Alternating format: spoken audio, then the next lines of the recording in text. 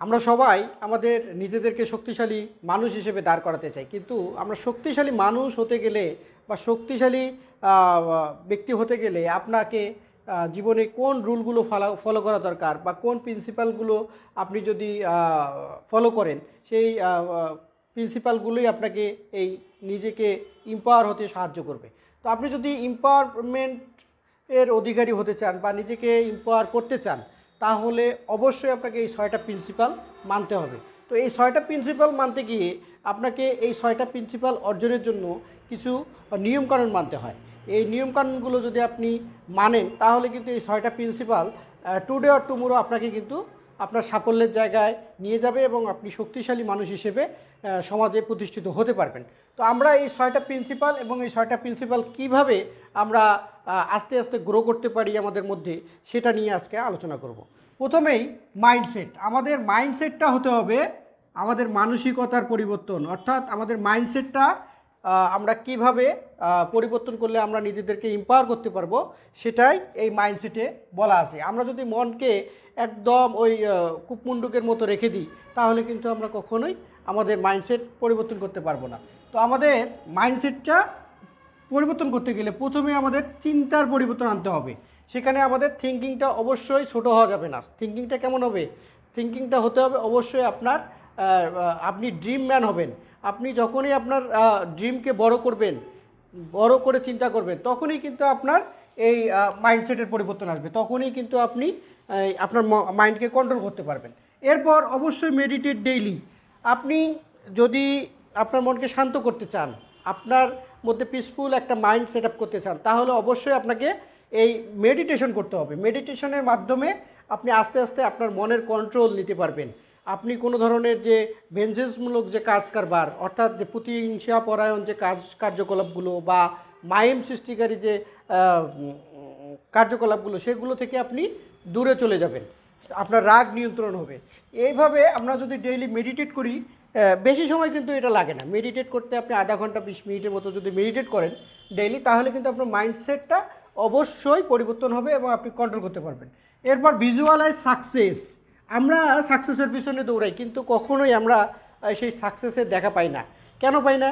কারণ হলো আমাদের সাকসেস আমরা যে সেট আপ করি সেটা ভিজুয়ালাইজ করি না, সেটার জন্য প্ল্যান করি না, সেটার জন্য আমরা কোনো ধরনের চিন্তা করি না যে আমি যদি একজন আমার নিজের পরিচিত একজন যাকে আমি এই ড্রিম বা সাকসেস নিয়ে চিন্তা করতে বলি, সে কিন্তু করছে না। কিন্তু সে যখন নিজে থেকেই এটা ডিল করবে বা ফেস করবে, তখন কিন্তু এই ভিজুয়ালাইজ করাটা সহজ হবে। আপনি যে ড্রিমটা করলেন সেটা যদি আপনি চিন্তা করেন যে না, আমি তো আজ থেকে 2 বছর পরে এরকম একটা পজিশনে যাব, আমি একটা সমাজের অনেক কিছু করতে পারবো, নিজের অনেক পরিবর্তন আনতে পারবো, তখন কিন্তু এটা কিন্তু সহজ হয়। এজন্য সাকসেসের যে ভিজুয়ালাইজ করাটা অবশ্যই খুবই জরুরি। যদি কেউ করতে পারে তাহলে কিন্তু সে কাজে লেগে পড়বে, সে কিন্তু আর 1 মিনিটও দেরি করবে না, সে সরাসরি কাজে লেগে পড়বে। এরপর বি গ্রেটফুল। এখন আপনি আরেকটা জিনিস, আমরা তো পরিবর্তন মাইন্ডসেটের করতে চাই, কিন্তু পরিবর্তন হতে গিয়ে আমরা কি করি? আমাদের পরিবর্তন হতে গিয়ে দেখবেন যে অনেক মানুষের হেল্প আছে, আমাদের পরিবারের বাবা মার হেল্প আছে, আমাদের প্রিয়জনদের হেল্প আছে, ভাই বোনের হেল্প আছে। তো আমরা তাদের প্রতি কী হব? গ্রেটফুল হব, তাদের প্রতি গ্রেটফুল হইতে হবে। আমরা যদি গ্রেটফুল মাইন্ডের না হতে পারি তাহলে কিন্তু অবশ্যই আমরা কিন্তু এই মাইন্ডসেটের আমূল পরিবর্তন করতে পারবো না। তো এটা আমাদের গ্রেটফুল হতে হবে তাদের প্রতি। এবং আরেকটা জিনিস আপনাকে এই মাইন্ডসেট পরিবর্তনে কাজ করতে হবে, সেটা হচ্ছে আপনার একটা লাইফ প্ল্যান থাকতে হবে। আপনি যদি আপনার জীবনের একটা প্ল্যান না করেন যে আজ থেকে 10 বছর পর, 20 বছর পর, 30 বছর পর আপনি কী রকম পজিশন নিয়ে কাজ করবেন বা কী রকম পজিশনে আপনি যেতে চান, আপনার সাফল্য কেমন হতে পারে, এরকম যদি একটা আপনি জিনিস যদি লাইফ প্ল্যান না করেন, তাহলে কিন্তু আপনার জীবন কিন্তু মানে তেমন কিন্তু আগাবে না। আপনি কিন্তু টার্গেট নিয়ে আগাবেন। আমরা অনেক বড় টার্গেট নিয়ে আগাবো, প্ল্যান করে আগাবো। একটা সময় হয়তো আল্লাহ আমাদের মনের আশা পূরণও করতে পারে, কিন্তু আমাদের কোনো প্ল্যান নেই, লাইফ প্ল্যান নেই, তাহলে কি আমরা ভালো একটা জীবন পাবো না। তো এই জন্য এই কাজগুলো যদি আমরা করি তাহলে কিন্তু আমাদের মাইন্ডসেটের অনেক ধরনের পরিবর্তন হবে এবং আমরা কিন্তু সেটা ইজিলি কিন্তু ক্যাচ করতে পারবো। এরপর যে বিষয়টা আমাদের গুরুত্ব দিতে হবে সেটা হচ্ছে সম্পদ, ওয়েলথ। এই ওয়েলথের উপর আমাদের গুরুত্ব দিতে হবে। তো ওয়েলথ কিভাবে আমরা মেনটেন করলে আমরা আমাদের নিজেদেরকে এম্পাওয়ার করতে সহজ হবে, এই মাইন্ডসেট ওয়েলথ, এই ওয়েলথে এসে আপনি যে ইনকামগুলো করেন তার 20% অবশ্যই আপনাকে সেভ করতে হবে। আপনি যে কোনো মূল্যে সেখান থেকে 20% অন্য জায়গায় সরিয়ে রাখবেন। এই 20% যখন সেভ করা শুরু করবে তখন কিন্তু আপনার ওয়েলথ বাড়ার একটা প্রবণতা তৈরি হবে এবং আপনি ওয়েলথকে মেনটেনেন্স করতে পারবেন বা ম্যানেজমেন্ট করতে পারবেন। এরপর পে ইউর সেলফ ফার্স্ট। আপনি ইনকাম করলেন কিন্তু আপনার নিজের বেতন নিজেকেই দিলেন না, এরকম হয় না। আপনি অবশ্যই প্রথমে নিজেকেই আগে আপনার বেতন দিতে হবে। আপনি যে কাজটা করেছেন সারা মাস জুড়ে তার জন্য একটা পে আছে, সেটাকে আপনার পুরো বেতনটাই আপনার, কিন্তু একটা কথা মাথায় রাখতে হবে, যখন আমরা এটা খরচ করে ফেলি তখন কিন্তু আর কিছু থাকে না। এজন্য প্রথমেই ফার্স্ট আপনার জন্য কিছু আপনাকে রাখতে হবে। তো এই পে ইয়োরসেলফ ফার্স্ট, এটা যদি আমরা ওয়েলথ মেনটেনেন্সের ক্ষেত্রে এটা করে থাকি তাহলে কিন্তু আমরা সহজেই এম্পাওয়ারমেন্ট অর্জন করতে পারবো। এরপর 6 মান্থ ক্যাশ বাফার্স, অর্থাৎ আপনার কাছে যেন 6 মাস চলার মতো টাকা থাকে। এই 6 মাস চলার মতো যখন টাকা আপনার কাছে থাকবে তখনই কিন্তু দেখবেন যে আপনি এই আপনার সম্পদ বা টাকা কড়িকে মেনটেনেন্স করতে পারছেন। এরপর আপনি পে ইট ফরওয়ার্ড, আপনি যখন এটা পে ইট ফরওয়ার্ড করবেন তখন কিন্তু আপনার ওয়েলথ বৃদ্ধি পাবে। এরপর ইনভেস্ট ইন মার্কেট, আপনি যখন টাকাটাকে মার্কেটে ইনভেস্ট করবেন, আপনি যদি একটা টাকাকে যদি আপনি ঘরে বন্দি করে রাখেন তাহলে কিন্তু সেটা কখনোই কিন্তু গ্রো করবে না।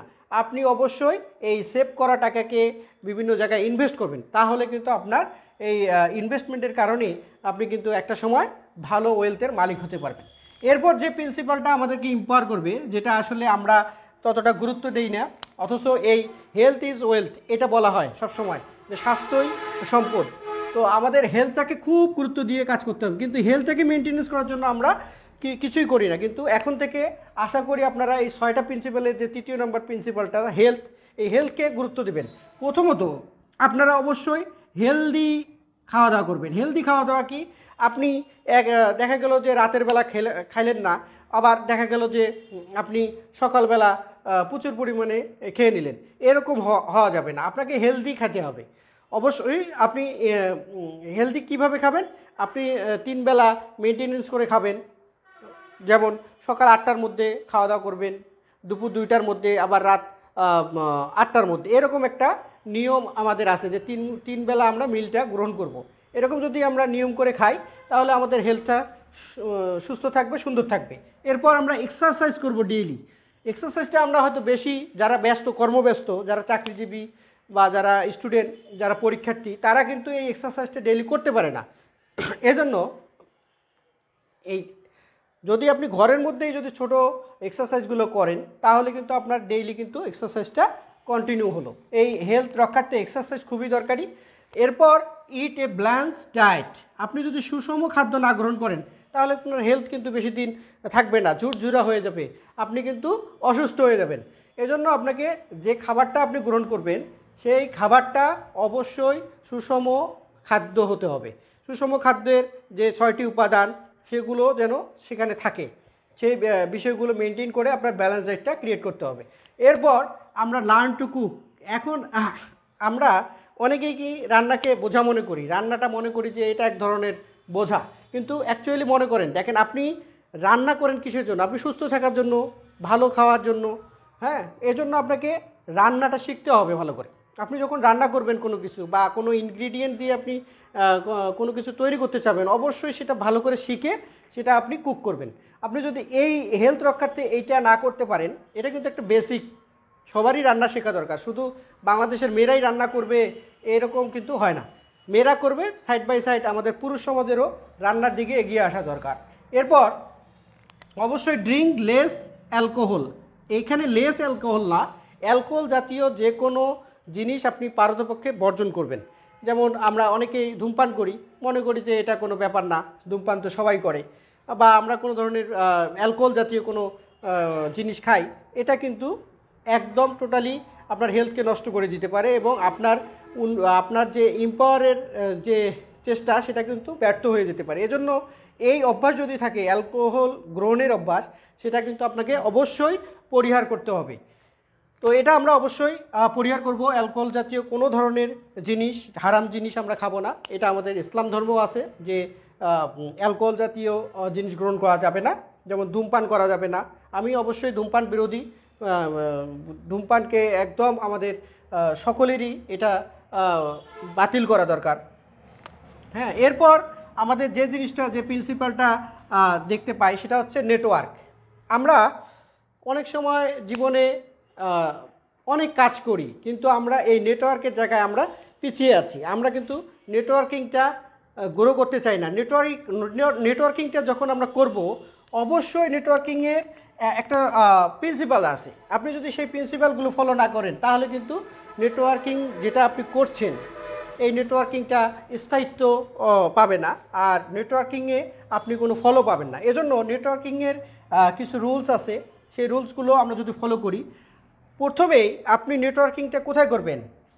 আপনার যে সঙ্গী, আপনার ঘরের যে বউ বা প্রেয়সী, বা আপনার মা বাবা, আপনার ভাই, আপনার যে আত্মীয় স্বজন, তাদের সাথে আপনার এই নেটওয়ার্কিং বন্ডিংটা ভালো করতে হবে। আপনি যদি তাদের সাথে পার্টনারশিপটা ভালো করেন, তাহলে কিন্তু আপনি এই নেটওয়ার্কিংয়ে অনেক দূর এগিয়ে গেলেন। আপনার ঘরের সাপোর্ট আপনাকে অনেক দূর এগিয়ে নিয়ে যাবে। এজন্য আপনি love your partner and family members, এই জিনিসটা আপনাকে অবশ্যই কাজ করতে হবে। এরপর গেট ইনটু কমিউনিটিস। আপনি এরপর কি করবেন? আপনার যে সমাজের লোক, আপনি যে ঘরানার লোক, সেই পজিটিভ ঘরানার লোকদের সাথে ভালো সঙ্গ গ্রহণ করতে হবে, এবং ভালো সঙ্গের সাথে মিশে আপনার যে সম্প্রদায়ের লোক আছে তাদের সাথে মিশতে হবে। তো এরপর ইউটিলাইজ ইউর সোশ্যাল মিডিয়া। আমরা সোশ্যাল মিডিয়াকে একদম নেগেটিভ একটা প্ল্যাটফর্ম হিসেবে বর্তমানে দেখি। তো ওই নেগেটিভ প্ল্যাটফর্ম শুধু বাংলাদেশিদের জন্যই নেগেটিভ একটা ইম্প্যাক্ট এটা ফেলেছে। আমরা দেখি ফেসবুক, সোশ্যাল মিডিয়া বা অন্যান্য যে মিডিয়াগুলো আছে, সেগুলোতে দেখবেন যে সব সময় এখন একদম অশ্লীলতায় ভরে গেছে। মানুষ কিন্তু এখন সোশ্যাল মিডিয়াকে পজিটিভলি নেয় না। অনেক সময় দেখা যায় যে সোশ্যাল মিডিয়ার কিন্তু অনেক ভালো ভালো কাজ আছে। যারা সোশ্যাল মিডিয়াতে কাজ করতে চায়, অবশ্যই শিক্ষণীয় কিছু বিষয় নিয়ে কাজ করতে পারে। এই সোশ্যাল মিডিয়াকে কীভাবে ইউটিলাইজ করা যায়, এর জন্য আমি একটা নির্দেশনা আপনাদেরকে দিব, এবং আমাদেরকে সোশ্যাল মিডিয়া ভালোভাবে ব্যবহার করতে হবে। সোশ্যাল মিডিয়ার মাধ্যমে যেন আমরা ভালো কোনো পজিটিভ জিনিস মানুষের মধ্যে ছড়াই দিতে পারি, এই লক্ষ্যে কাজ করতে হবে। এতে করে কি হবে? আমাদের নেটওয়ার্কটা বৃদ্ধি পাবে এবং ভালো একটা নেটওয়ার্ক আমরা প্রতিষ্ঠা করতে পারবো। এরপর ডেভেলপের রিলেশনশিপ। আপনি রিলেশনশিপটা কাদের সাথে করবেন? সমাজের মানুষের সাথে।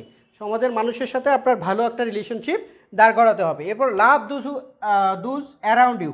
এছাড়াও আপনার পাশে কিন্তু অনেক মানুষ থাকে, আপনার এক্স ক্লাসমেটসরা থাকে, অন্যান্য বন্ধু বান্ধব যারা আছে, তাদের সাথে আপনার ভালোবাসার সম্পর্ক থাকতে হবে, ভালো সম্পর্ক থাকতে হবে। হ্যাঁ, এইটা যদি এই নেটওয়ার্কিংয়ের ক্ষেত্রে যদি আপনি এই রুলগুলো ফলো করেন, তাহলে আপনার নেটওয়ার্কিং প্রিন্সিপালটা অর্জন হবে আস্তে আস্তে, এবং আপনি কিন্তু এই নিজেকেও কিন্তু এগুলোর মাধ্যমে শক্তিশালী মানুষ হিসেবে দাঁড় করাতে পারবেন।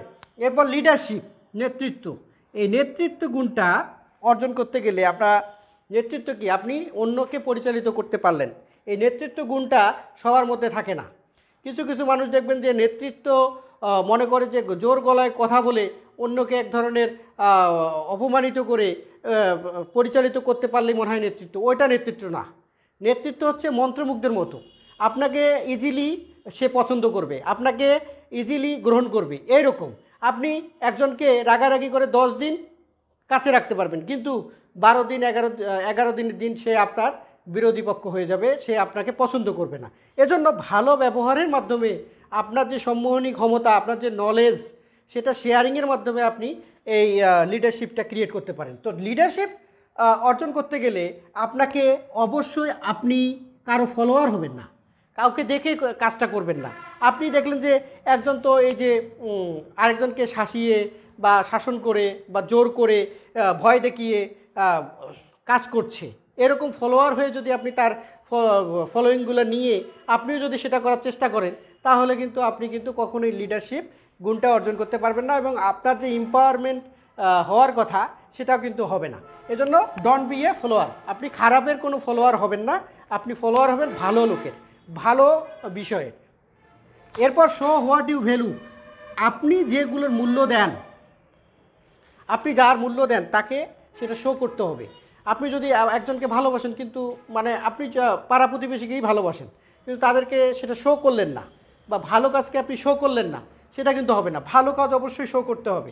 তো আপনি যখন সেটার ভ্যালু দিবেন সেটা কিন্তু আপনার লিডারশিপ ক্রিয়েটে অনেকটা এগিয়ে রাখবে। এরপর মাস্টার দ্য সোশ্যাল গেম, আপনি সামাজিক যে প্রপঞ্চগুলো হয়, সামাজিক যে প্রোপাগান্ডাগুলো হয়, সেগুলোর যদি আপনি নলেজ না রাখেন, সেগুলোর যদি আপনি চালিকার মতো যদি ক্ষমতা আপনার না থাকে, তাহলে কিন্তু আপনি কখনোই লিডারশিপ গ্রহণ হতে পারবেন না। এজন্য আপনার সোশ্যাল যে মাইন্ড গেমগুলো আছে, সেই গেমগুলোর সূত্রগুলো আপনাকে শিখতে হবে, মানুষের মন বুঝতে হবে, মানুষের সাথে মিশতে হবে, তাহলেই কিন্তু আপনি লিডারশিপ অর্জন করতে পারবেন। লার্ন হাউ টু ইনফ্লুয়েন্স, এই লার্ন হাউ টু ইনফ্লুয়েন্স, অন্যকে প্রভাবিত করার জন্য কিছু পদ্ধতি আছে, সেগুলো আমরা আর একটা ক্লাসে আলোচনা করব, সেটা নিয়ে আমি দীর্ঘ একটা ক্লাস নিব। এরপর অন্যকে কিভাবে ইনফ্লুয়েন্স করবেন আপনি এটা আমরা শিখব। মেক অ্যান অডিয়েন্স, এখন আপনি এত কাজ করলেন, আপনার কি অডিয়েন্স তৈরি হবে না? অবশ্যই। আপনি যখনই আপনি এই লিডারশিপ অর্জন করার চেষ্টা করবেন, এই প্রিন্সিপালটা যখন অর্জন করার চেষ্টা করবেন, তখনই কিন্তু এই কাজগুলো যখন আপনি করবেন, তখন আপনার এক ধরনের অডিয়েন্স বেজ হবে। আপনি একটা প্ল্যাটফর্মে মনে করো যে ফেসবুকেই আপনি দীর্ঘদিন পজিটিভ থিঙ্কিংয়ের উপর আপনি কথা বলেন, বা কোনো লার্নিং নিয়ে বা ইংলিশ ক্লাস নেন, বা সমাজবিজ্ঞান ক্লাস নেন, বা জীববিজ্ঞান ক্লাস নেন, তখন কি হবে? আপনার একটা বেস তৈরি হয় না? যারা জীববিজ্ঞান পছন্দ করে তারা জীববিজ্ঞানের ক্লাস শোনার জন্য আপনার ফলোয়ার হয়। এরকম আপনি ভালো মাস্টার হলে আপনার এরকম একটা অডিয়েন্স বেস দাঁড় হয়ে যাবে, এবং এই অডিয়েন্স বেসটা আপনাকে কিন্তু অনেক দূর এগিয়ে রাখবে, আপনি লিডার হয়ে যাবেন। এরপর আমাদের সর্বশেষ যে প্রিন্সিপালটার মাধ্যমে আমরা কিন্তু ফুল এম্পাওয়ারমেন্ট লাভ করব, সেটা হচ্ছে প্রজ্ঞা বা ওয়াজডম। এই প্রজ্ঞার মাধ্যমে আমরা সবাই কিন্তু দেখবেন যে পরিপূর্ণ সম্মানী ব্যক্তি এবং লিডারশিপ বলেন বা সোশ্যাল থিঙ্কার বলেন বা যে কোনো সফল ব্যক্তি বলেন, শক্তিশালী ব্যক্তি বলেন, সেটা হতে গেলে অবশ্যই আমাদের প্রজ্ঞা লাগবে। এই প্রজ্ঞা কিন্তু একদিনে আসে না। এখন প্রজ্ঞাটা অর্জন করতে গেলে আমাদেরকে কিছু রুল ফলো করতে হয়, সেটা হচ্ছে স্টাডি দ্য মাস্টার। আপনি আপনার পড়ালেখাটা সর্বোচ্চ পর্যায়ে করবেন, আপনার যতটুকু করার দরকার। আপনি তো আপনার জীবনকে দিয়ে পড়ালেখা করছেন না। আপনাকে আমি এর আগের একটা ক্লাসে বলেছিলাম 8+8+ রুলস, সেখানে আমি 8 ঘন্টা বলেছিলাম যে আপনি স্টাডি করবেন, 8 ঘন্টা স্টাডি করবেন। এই 8 ঘন্টা আপনি কাজ করেন, যারা অফিসার, যারা বিভিন্ন অফিসে চাকরি করেন, তারা 8 ঘন্টা কাজ করেন। কি কাজটা যদি মনোযোগের সহিত করেন ওই অফিসে, অবশ্যই আপনি ওই অফিসে আপনি একটা সময় মূল্যায়িত হবেন। তো এই জিনিসটা আপনার মাথায় রাখতে হবে যে স্টাডি দ্য মাস্টার, আপনাকে সর্বোচ্চ পরিমাণ পড়ালেখা করতে হবে। রিসার্চ টপিক, আপনি সবসময় কোনো বিষয়কে নিয়ে রিসার্চ থিঙ্কিং করবেন। আপনি যদি রিসার্চ করেন তাহলে দেখবেন যে অনেক কিছু শিখতে পারবেন। এভাবে কিন্তু আপনি আস্তে আস্তে প্রজ্ঞার অধিকারী হবেন এবং আপনার যে এম্পাওয়ারের যে আকাঙ্ক্ষা সেটা পূরণ হবে। এরপর ফাইন্ড এ মেন্টর, আমরা কিন্তু প্রথমেই সবাই কিন্তু বড় হয়ে উঠি না, আমরা আস্তে আস্তে বড় হয়ে উঠি। আমরা কি করি? আমরা হয়তো কোনো আদর্শ কাউকে দেখে শিখি যে আমি এরকম হতে চাই, এরকম মেন্টর হতে চাই। এরকম কোনো মেন্টর খুঁজে নিতে হবে আপনাকে, যে আপনি কাকে ফলো করে এরকম হচ্ছেন বা কাকে ফলো করে কাজ করতে চান। এরকম যদি মেন্টর হতে পারেন, আপনি যদি আপনার মেন্টরকে খুঁজে পান, তাহলে কিন্তু আপনি সহজেই কিন্তু প্রজ্ঞার অধিকারী হতে পারবেন। এরপর বিকাম সেলফ অ্যাওয়ার, অর্থাৎ আপনি সেলফ অ্যাওয়ার, অর্থাৎ আপনি যদি সচেতন ব্যক্তি না হন, তাহলে কিন্তু আপনার ওয়াইজডম বা প্রজ্ঞা যাই বলেন না কেন, এটা কিন্তু অর্জন করা সম্ভব নয়। আপনাকে নিজের থেকে নিজেই সচেতন হতে হবে, নিজের ভুলগুলো নিজেকে ধরতে হবে, নিজের লাইফ প্ল্যানটা নিজেকে সাজাতে হবে, তাহলে কিন্তু আপনি কিন্তু এই ওয়াইজ হবেন। এরপর কন্টিনিউ লার্নিং, আরেকটা জিনিস, আমরা কিন্তু সব সময় মনে করি আমাদের তো মাস্টার শেষ হয়ে গেছে, আমাদের তো সর্বোচ্চ পড়ালেখা অর্জন হয়ে গেছে, আমি তো বিসিএস ক্যাডার, আমি তো এই ক্যাডার ওই ক্যাডার বা এই কর্মকর্তা, আমার আর পড়ালেখা করার দরকার কি? এইরকম চিন্তা কখনোই করা যাবে না। আপনার লার্নিংটা কন্টিনিউ করতে হবে। আপনি সব সময় পড়ালেখার মধ্যে থাকবেন। আপনি চেষ্টা করবেন আপনার মনকে যে বোঝানোর যে আমাদেরকে এই প্রাতিষ্ঠানিক শিক্ষার বাইরেও কিন্তু অনেক কিছু শিখতে হয়, সেই জ্ঞানগুলো আমাদেরকে অর্জন করতে হবে। এরকম যদি আপনি আপনার মাইন্ডকে যদি বোঝাতে পারেন যে আমাদেরকে শিখতে হয়, প্রতিনিয়ত শিখতে হবে, তাহলে কিন্তু আপনি এই লার্নিংটার কারণে আপনি একদিন কিন্তু এই জ্ঞানী ব্যক্তিতে পরিণত হবেন এবং আপনার যে এম্পাওয়ারমেন্ট সেটা কিন্তু আপনি পাবেন। আপনাকে শক্তিশালী মানুষ হিসেবে কিন্তু এই জ্ঞানই কিন্তু তুলে ধরবে একদিন। তো আমাদের আরেকটা পার্সোনাল আমি অভিজ্ঞতা থেকে বলি, যারা ভার্সিটি জীবনে পড়ালেখা করে, বই নিয়ে ঘাটাঘাটি করে, যারা লাইব্রেরিতে গিয়ে বই খুঁজে সেটা থেকে নোট ডাউন করে পড়ালেখা করে, তারা কিন্তু দেখবেন যে এই 5 থেকে 10 বছর কিন্তু তারা লাইব্রেরিতে বই ঘাটাঘাটি করে পড়ালেখা করলো, যার কারণে তার কিন্তু মেধা বুদ্ধি অন্যান্য সবার থেকে আলাদা হয়ে যায় এবং সে ভালো করে পরবর্তী লাইফে। তো এই কন্টিনিউ লার্নিংটা আমাদের রাখতে হবে। রাখলে আমরা জীবনে কিন্তু ভালো করতে পারবো। তো এরকম এই 6টা প্রিন্সিপাল আমরা জানলাম যে এই 6 প্রিন্সিপালস যদি আমরা সুন্দরভাবে অর্জন করতে পারি বা কাজ করি এই 6টা প্রিন্সিপাল অর্জন করার জন্য, এবং এই 6টা প্রিন্সিপালের যে কাজগুলো এগুলো আমরা যদি নিয়মিত করি, তাহলে আমাদের যে নিজেদেরকে যে শক্তিশালী করার যে প্রক্রিয়া সেটা কিন্তু অনেক দূর এগিয়ে যাবে এবং খুব সহজে আমরা সেটা করতে পারবো। তো সবাই আমরা এই 6টা প্রিন্সিপালের মাধ্যমে আমাদের জীবনকে সুন্দর করি।